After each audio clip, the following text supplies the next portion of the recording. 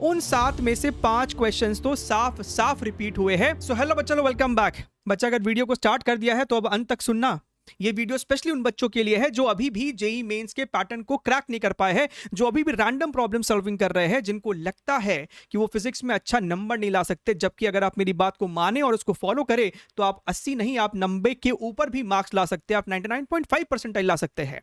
बच्चा यहाँ पे आपको दिखाया जाएगा कि किसी भी एग्जाम में आपको जो क्वेश्चन का लेवल होता है, क्या तो वो ईजी हो सकता है, या फिर वो मीडियम हो सकता है, या फिर वो डिफिकल्ट हो सकता है। अगर हम जेईई मेन 2022 की बात करेंगे तो फिजिक्स में ज्यादातर जो आपको सवाल थे वो आपको ईजी कैटेगरी के थे, आपको कुछ सवाल ऐसे थे जो कि मीडियम कैटेगरी के थे, और बहुत कम ऐसे सवाल थे जो कि आपको डिफिकल्ट कैटेगरी के थे।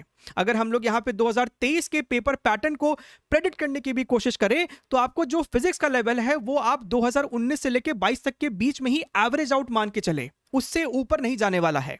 तो यहां पे अगर हम लोग क्वेश्चन रिपीटिंग की प्रूफ को देखें तो लेफ्ट साइड जो आपका ये पीडीएफ है उसमें जितने भी सवाल है वो आपको जेईई मेन 2022 जून और जुलाई अटेम्प्ट के क्वेश्चंस होंगे।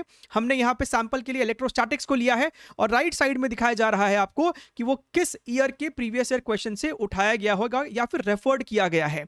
अगर आप ध्यान से देखिए तो क्वेश्चन नंबर 1 जो है वो आपको 2021 मार्च अटेम्प्ट के क्वेश्चन से रेफर्ड है, इंस्पायर्ड है। क्वेश्चन नंबर 2 आपको बहुत ही इजी कैटेगरी का सवाल है, इसको किसी भी ईयर से इंस्पायर होने की जरूरत भी नहीं है।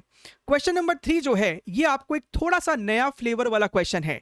हालांकि ये क्वेश्चन को डिफिकल्ट कैटेगरी में नहीं डाल सकते, ये आपको एक मीडियम कैटेगरी का ही सवाल कहा जाएगा जेईई मेंस के पॉइंट ऑफ व्यू से, जहां पे आपको सिंपल सर्कुलर मोशन के कॉन्सेप्ट को लगाना है कि अगर आपका कोई चार्ज मूव कर रहा है सर्कुलर पाथ पे तो उस पर आपको सेंट्रीपिटल फोर्स का फंडा लगाना है। क्वेश्चन नंबर 4 अगेन एक डायरेक्ट फॉर्मुला बेस्ड क्वेश्चन है, तो इसके ऊपर भी हम चर्चा नहीं कर सकते हैं। क्वेश्चन नंबर 5 को अगर आप ध्यान से देखेंगे, बच्चे इस कैटेगरी में कभी कभी डगमगा जाते हैं, लेकिन अगर किसी ने 2021 फरवरी अटेम्प्ट का क्वेश्चन सॉल्व किया हो इलेक्ट्रोस्टैटिक्स का तो ये हूबहू आपको सेम क्वेश्चन है, बस डेटा को चेंज किया गया। यहां पे 22 वोल्ट है, यहां पे आपको 10 वोल्ट है। यहां पे आपसे पोटेंशियल पूछा गया, यहां पे आपसे पोटेंशियल एनर्जी पूछा गया है।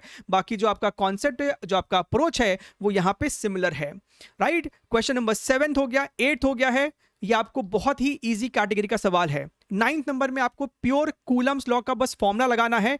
10th नंबर आपका थ्योरेटिकल है। 11th नंबर आपका सिर्फ एक इलेक्ट्रिक फील्ड का फॉर्मूला लगाने का जरूरत है, और थोड़ा सा वेक्टर को आपको अप्लाई करना है। जो भी आपके मीडियम कैटेगरी के सवाल है हम लोग उस पर ज्यादा फोकस करेंगे। इस पूरे पेज में आपको सारा सवाल जो है वो वेरी इजी कैटेगरी का है। क्वेश्चन नंबर 6 की अगर हम यहां पे बात करेंगे तो ये सवाल आपसे 2022 जुलाई में पूछा गया था। इसका सिमिलर रेफरेंस कहां पे है तो 2021 के जुलाई अटेम्प्ट में। यहां पे अगर आप ध्यान से देखेंगे तो सेम क्वेश्चन है, बस यहां पे वेरिएबल है और यहां पे हमसे डेटा के रूप में सवाल पूछ लिया गया था। अगर हम और नीचे चलेंगे तो क्वेश्चन नंबर 8 को आप ध्यान से देखिए, ये आपको 2020 में पूछा गया था, इसी वैरायटी का सवाल जहां पे एक चार्ज इलेक्ट्रिक फील्ड में पैराबोलिक पाथ पे ट्रैवल करता है। ये सिमिलर कॉन्सेप्ट, सिमिलर अप्रोच पे आपसे अभी भी सवाल पूछा गया था। तो आप देख सकते हैं कि अगर कोई बच्चा प्रीवियस ईयर क्वेश्चंस को रिलीजियसली सॉल्व करता है तो एटलीस्ट फिजिक्स में तो उसका लाइफ सिक्योर्ड है, rather than going for just random problem solving. ठीक है, अगर आप यहां पे ध्यान से देखें क्वेश्चन नंबर 4 को, तो ये सवाल में हमसे वही चीज पूछ रहा है जो कि 2021 फरवरी में हमसे पूछा गया था। दोनों सेम क्वेश्चन है, बस यहां पे आपको वैल्यूज दे रखी है और यहां पे आपको वेरिएबल के टर्म्स में सवाल को पूछा गया है।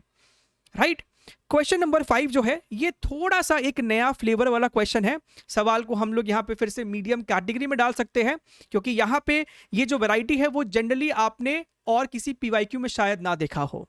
ठीक है, अच्छा, क्वेश्चन नंबर 9 एक ऐसा वैरायटी जो कि बहुत स्टैंडर्ड है। इस वैरायटी पे आपको 2019 में 2 सवाल, शायद 2 से 3 सवाल पूछा गया था, उसमें से एक सवाल मैंने यहां पे आपके लिए डाला है रेफरेंस के लिए, यानी कि variable charge density spherical distribution में आपका इलेक्ट्रिक फील्ड कैसे सॉल्व करते, कैसे निकालते हो उसको।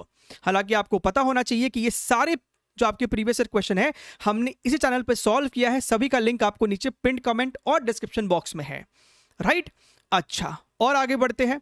यहां पे ध्यान से देखिए, 11th number question, same concept 2021 Feb में आपसे दोबारा पूछा गया था।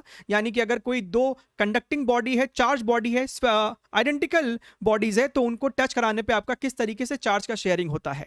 तो अगर हम यहाँ पे साफ साफ बात करें तो इस पूरे 27 क्वेश्चन में बच्चा आपको 7 क्वेश्चन ऐसे थे जो कि मीडियम कैटेगरी के थे, एक भी आपको डिफिकल्ट में नहीं डाला जा सकता है।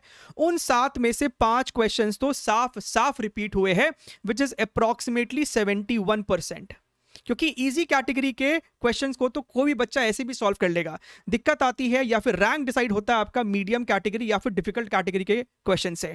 तो आप देख सकते हैं 5 सवाल यूं ही रिपीट हो जाना अपने आप में कोई मजाक वाली बात नहीं है। सो आई होप आपको अब क्लैरिटी आ रही होगी कि आपको अपने प्रिपरेशन को किस दिशा में लेके जाना है, स्पेशली वो बच्चे जो कि किसी भी एक स्ट्रक्चर्ड कोर्स में एनरोल नहीं है और उनके पास एक स्ट्रक्चर नहीं है कि उनको क्या प्रॉब्लम सॉल्व करना चाहिए। और अगर आप इन सभी 4 साल के क्वेश्चंस को सॉल्व कर लेते हैं तो उसके बाद आपको हमारे चैनल से या फिर हमारे एप्लीकेशन से रैंक बूस्टर सीरीज को भी डेफिनेटली करना चाहिए, जिससे आपको एक एक्स्ट्रा एज मिल सके प्रॉब्लम सॉल्विंग में। Take care, wish you best of luck.